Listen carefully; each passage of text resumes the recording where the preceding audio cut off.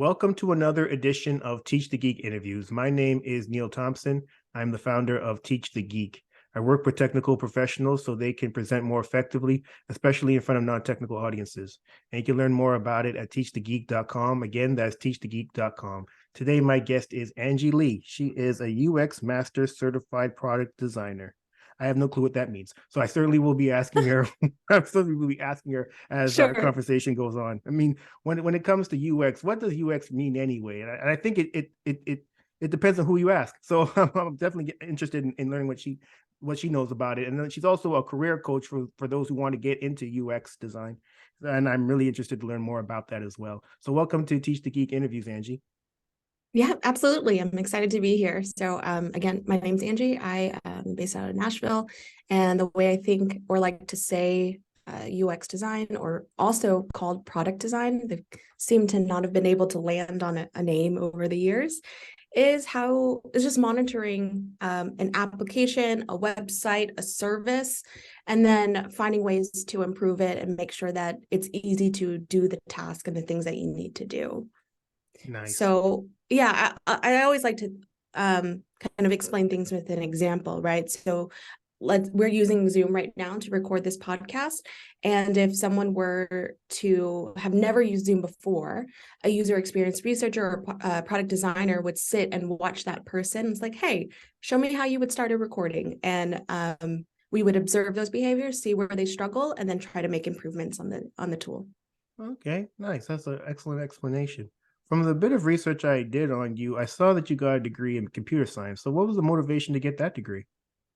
Oh yeah. So computer science, I did get a bachelor's in computer science at Berea College, real small school. Berea, if you haven't heard of it, love it. You guys should look it up. It's one of the 7 colleges in the US. It's a work school model, and it's basically tuition free. Very, very interesting. I want to make sure to give my plug to my alma mater. But I pursued computer science. It was kind of like a winding path. As a liberal arts college, I was considering a few, and they give you space for that exploration. But what allowed me to land there, I was always poking around my MySpace layout and trying to customize the codes and the colors there. And then it clicked, realizing that being able to design things and code things out and solve real problems in that way was really exciting for me. Okay, so then you get a degree in computer science. What did you do once you graduated? I immediately I like to say, was baptized by fire by jumping into Nielsen Norman Group and becoming a facilitator and educator in that space. So I started training with them. I was working to teach other user experience professionals, and that was immediately upon graduation. So you can imagine some of the challenges that could go with that. Oh, okay. So you started off working in UX even right when you graduated. So you never did Right anything away. else. Okay, all right. So this was something that interested you even when you were in school? Yes. Okay. So the school has a really good computer science program, but user experience was fairly new. Like you had to specialize or maybe look at getting a PhD in human computer interaction. That wasn't the path that I wanted to pursue. I was hungry and eager to go straight into industry. And early on, I decided, how can I figure out ways to shape my internship experiences, ways to reframe my year-end class projects to make myself look appealing for an entry-level UX role.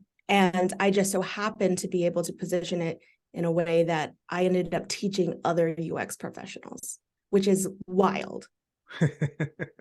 When you were talking, Angie, and you said that it was a possibility to go on to get a PhD, but you decided against that. I think it was, well, you don't do a PhD unless you know exactly why you want to do one. And because I actually started a PhD myself, but after a year, I realized that I don't want to be here because I'm tired of being poor. You're Yeah. when you're in grad school, you just especially when you graduate with people and they end up going to get jobs and you're still in school Mhm. and you go and see them and they have things and you have nothing. You start to get jealous. Like, why am I Yeah. here in this PhD program? Is this all gonna be worth it? And not only Oh that, my but God. a lot of times when people get these PhDs, the idea of, at least when they started, it was to stay in academia, because that's where a lot of PhDs are. They're professors in places. But then they realize, maybe even during their PhD studies, that there aren't enough PhDs, or there's not enough jobs in academia to support all the people with PhDs who want them. So now they finish this PhD and they have to figure out, where am I going to go? Where am I going to? I got to work for the government, work for an industry. Academia is probably not going to be it, especially from where I came from in biomedical engineering. There's certainly not enough jobs for those people, so they have to go. The majority of them are going to have to go into industry, and Right. that's something that they may not have realized when they were getting the degree, and it certainly wasn't something that anyone was going to tell them, because oftentimes when you, especially in engineering, you're doing work in a lab. So if you were to tell somebody before, well, if you might want to work in academia, but there might not be a job for you, then they might second guess whether they go and do the work in your lab. But as the professor, you need them to do the work in your lab for you to reach your goals. So it's not in your Yep. best interest to tell them there might not be a job for you at the end of this rainbow. Yeah, yeah. So as you were talking about that, what comes to mind, and I agree, unless you feel really confident that this is something that you want to go into, maybe if you're dancing with academia or industry, give yourself a couple years, if you because then or a year or two, right? So you can go into your PhD program with more confidence that was the right path, because it's expensive, it's time consuming. I'm not against it, but I just knew I really wanted to work in industry right away. And I had that clarity due to my internships. Yeah, and not only that, I mean, a lot of times people want to start working because they have student loans to pay, but you didn't even have that. You said it was tuition free, right? Did it? Good It was Lord. tuition free. Yeah. It's like, It's a yeah, nice gem. I'm trying to make money now, and I have no bills to pay, or no Yeah. student loan bills to pay. That's wonderful. That's Yeah. an excellent model that school even offers that. Okay, so now you're working in UX. You're doing what you wanted to do ever since you were in school. But then you decide, I want to also be a career coach for people who want to get into UX. What was the motivation to get into that? So then it goes to that conversation a little bit about how some people might pursue a PhD. And what happened was a pivotal moment in my young adulthood. So I went to an alumni panel, and lucky me, there was somebody who was working in the UX space. And I was like, I know that this is what I want to do. And I asked this person, how can I get my foot in the door in this space? I've already done internships, like I want to know. And this person had told me to get a PhD. And that just wasn't that is a route, yes, but it felt like it was being gate kept from me. It was like gatekeeping, like, give me something a little bit more attainable, a book recommendation, something that like a portfolio item that I could create. Don't tell me to get a PhD. The reason I'm So laughing is because the yeah, PhD is going to take you years. It's like, I see a book yeah, recommendation. I knocked that out in a week. Why are you trying to yep. set up my whole life for another 4+ years, man? Yeah. Yeah. And especially, so I think it might have stemmed from, this is what I had to do to get there. And I want, there are no shortcuts in life. That was the sense that I was getting. And that's just it's not in my nature. And I'm actually heavily involved with building the apprenticeship program at my company at Asurian, where we bring people from the front lines to help them really change course. So I find that through line, like when I do this coaching outside of work and provide education opportunities and career opportunities within the workspace. It's a very small program. We piloted it for one individual and then a cohort of 3. You know, when you were speaking, Angie, it got me thinking about even the background that you would need to get into UX. I know that you got a degree in computer science and you work in UX currently. What kind of background do you need to get into UX? Is having a computer science degree necessary, or can you get in any other way? It is definitely not necessary as the field has matured and it's quite popular. There are tons of boot camps and training programs. So when you start exploring something like that, the one that we get our apprentices to go through is called Design Lab, and that is a 6-month program. So we have them go through that 6 months, but then for them to complete our apprenticeship training, we have them shadow and be embedded in a team for another 6 months. So it's a 1-year program. If anyone wanted to do this out on their own, I would recommend Design Lab, the 6 months, or look for something similar that's remote. Know your learning style, and maybe you want something in person. General Assembly is another good one that I've heard of. Okay, so it is possible to get that start to at least get that UX experience by going through a boot camp. You don't necessarily need a 4-year computer science degree to get into it. I have a friend who runs a boot camp here in San Diego where I live, and he helps place the people who participated in various companies. And I think a big issue that he's having with at least some of the bigger companies is they're more inclined to hire people with those computer science degrees for their roles, because I think they see it as maybe more of a prestige thing as opposed to someone who came from a boot camp where, it may not be seen as prestigious as coming from a certain school with a degree in computer science. Is that something that you've seen in your own journey? I think I can understand that. And I've interviewed a lot of entry-level candidates as well, even interns. And the biggest thing is about how are you telling your story and making sure that it's easy to be able to understand that you are competent in this role. And for user experience, it's almost like a requirement that you have a portfolio. So you have a website that people can point to with case studies that explain the structure. If you don't have that, your resume is kind of like put it in a different pile, And I think that people who are going through a bootcamp program, as long as they have a really solid case study and online portfolio, that I imagine that they'll be able to compete with the other candidates. The other thing that might provide some more of an edge is the knowing that you didn't start from ground zero. If you're a career changer, figure out how to frame your other experience. And that's kind of like what I touched on in terms of through line. It's really important to know, like, let's say maybe you were, I think a lot of people go from content copywriting into UX, and they think like, well, okay, now I'm kind of starting at ground zero. I'm not a graphic designer. I don't have computer science. I don't know how to do this. But what you do have is actually a lot of rich experience evaluating and understanding a message that you're trying to say to an audience. And that is really important in UX. So figuring out how to frame. For our apprentices at Asurian, a lot of them are from the front lines or have worked really closely with experts who are in the field fixing phones, answering phone calls. Either it was they themselves doing that or working in that space.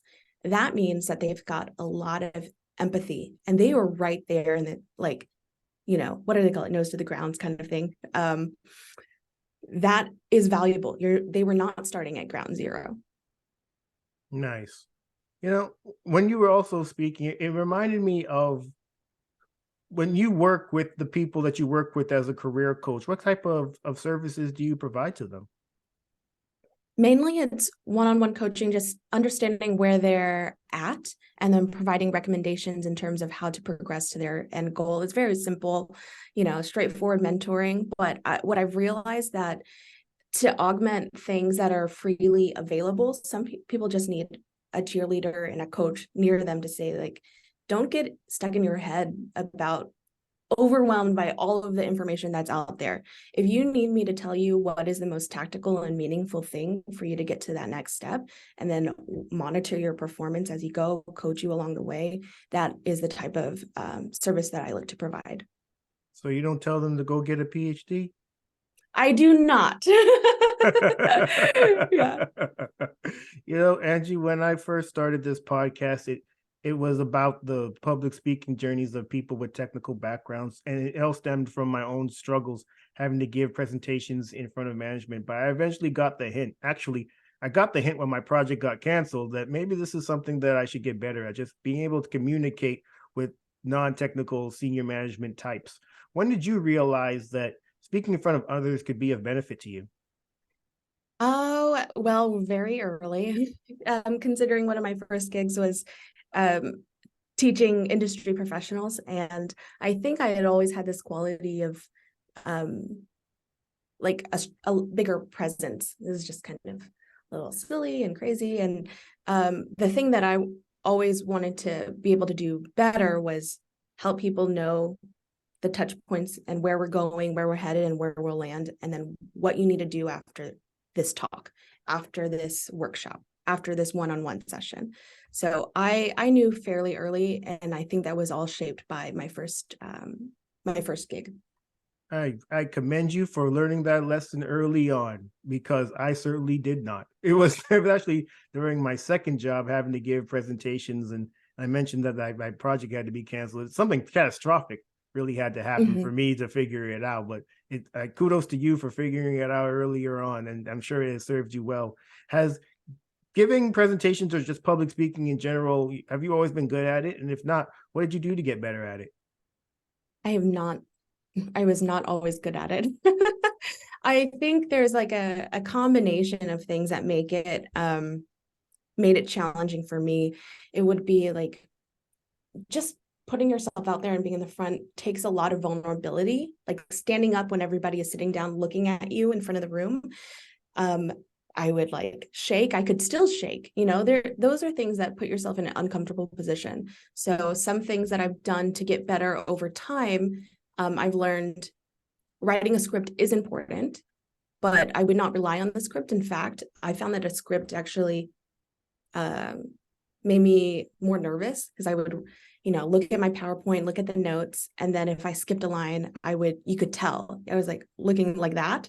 So what's more effective is writing a script and then kind of abandoning that, knowing and trusting yourself that you have that knowledge. There's a reason why you've been asked, or put yourself in position to share this information, and just have a little bit of trust in yourself that it's there. Yeah, I firmly agree that if you were to write a script and try to memorize it and regurgitate it when it comes time to the presentation, it can be a bit nerve-wracking, because if you miss, as you mentioned, if you miss a line, then you kind of get thrown into this tailspin of what was I supposed to say again? And then you don't remember what you're supposed to say next. And then all of a sudden you don't know what's going on. All these people are staring at you, and you mentioned you were shaking, and now maybe you're shaking even more. And it's just a downward spiral from there. When it comes to, at least for me, when it comes to presentations, I'm a big fan of having bullets and practicing so that I hit every bullet that I want to hit during the presentation, not necessarily flawlessly, but at least I don't miss a bullet, and I practice until that is the case. Yeah.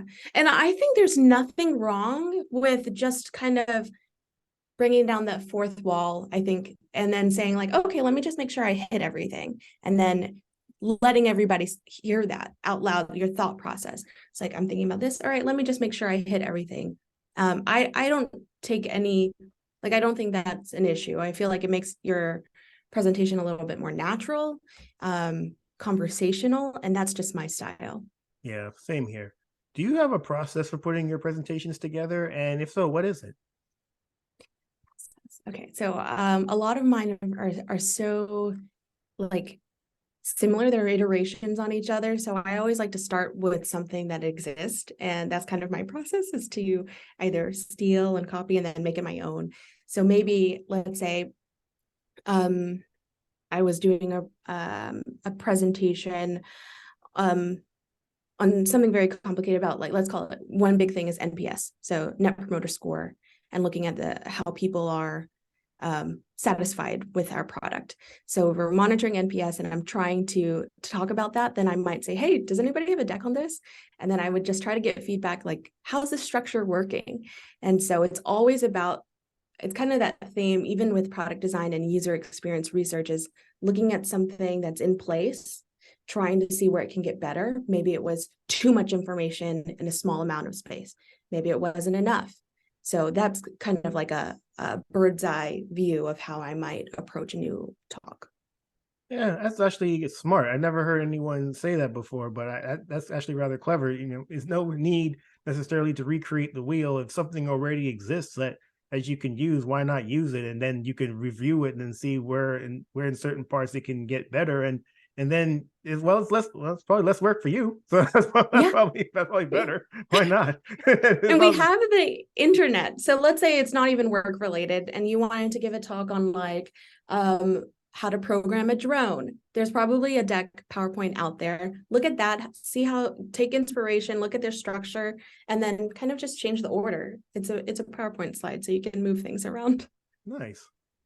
So you mentioned earlier that during presentations, sometimes you shake. Hopefully you've gotten that under control. But if not, then how do you deal with your nerves if you get nervous before presentations?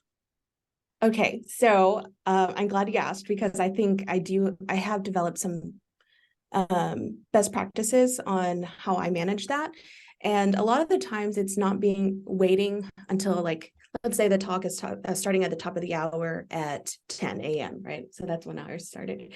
I'm not going to sit in the room or stand in front of the room until that time ticks down. I'm going to maybe like walk around. And I think that has something, like, there's an anxiety that can build up when you're standing there waiting for people to come in and settle.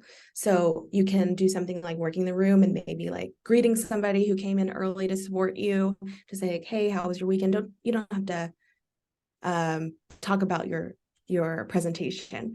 Another thing, I've learned not to hold paper. I think paper can that can visibly shake. That's not something that I deal with too much now, because everything's, well, one's on laptops, but I've also developed more comfort doing it. And then what else? Yeah, I think the biggest one is probably not standing in front of the space or getting into the room too early. Like, you can go there and check it out and know what you're going into, but then leave.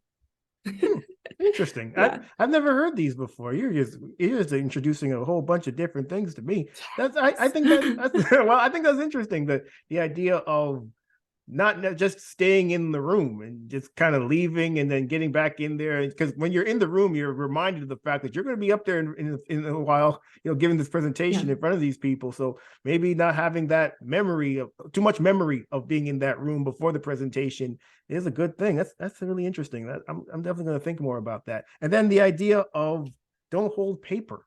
Okay, I suppose if you're shaking, then the paper will start shaking too, and it'll remind you that you're shaking. That's, I think, kind of funny. Are you a fan of just not holding anything, or is it paper specific? Yes. If I can avoid holding a mic, I will. Sometimes the AV people will reach out to you in advance and say, like, do you want this kind of, and in the very beginning, you don't know what you don't know. But I've learned, like, the Britney Spears style headset, or even like something that clips on a lav, is better for me. Just like, maybe you don't know what to do with your hands, but for me, like, holding a mic, you could just see.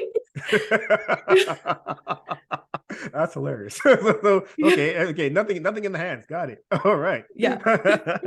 So for the people who are listening or watching this conversation, what would your number one tip be to them to become more effective at speaking in front of others?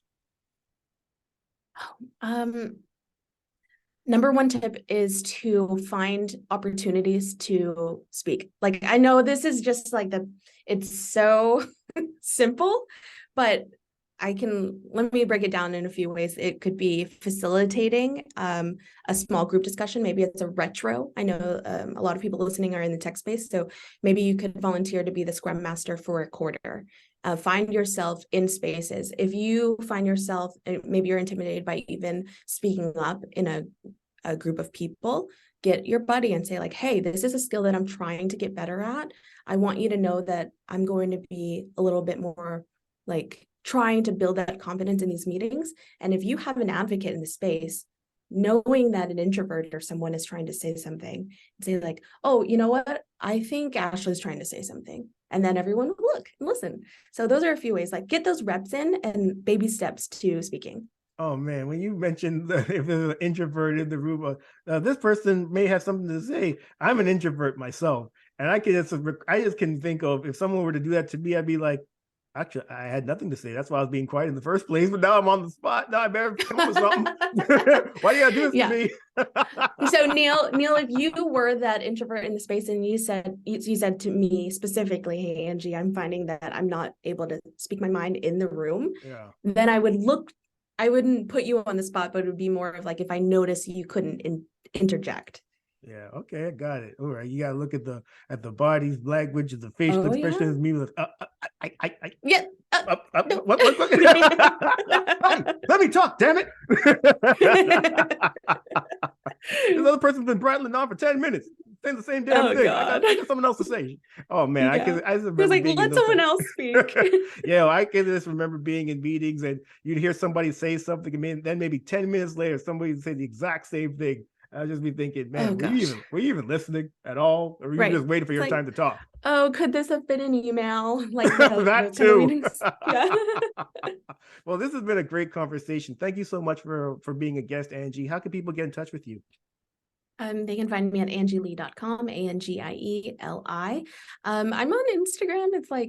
It's a smattering of all things. You can find me dancing there. That's another little, I'll close out with saying, like, putting yourself in uncomfortable positions. 2 years ago, I was not dancing and on videos and stuff like that. So do stuff that challenge you. And it doesn't have to be like, all professional development. All right. So angieli.com or catch her dancing on Instagram. Wonderful. So thank you so much for being a guest again. Everyone, that marks the end of another edition of Teach the Geek interviews. My name is Neil Thompson, founder of Teach the Geek, and you can learn more about it at teachthegeek.com. Again, that's teachthegeek.com. Until next time, take care and stay safe. Thanks, Angie. Right. Bye.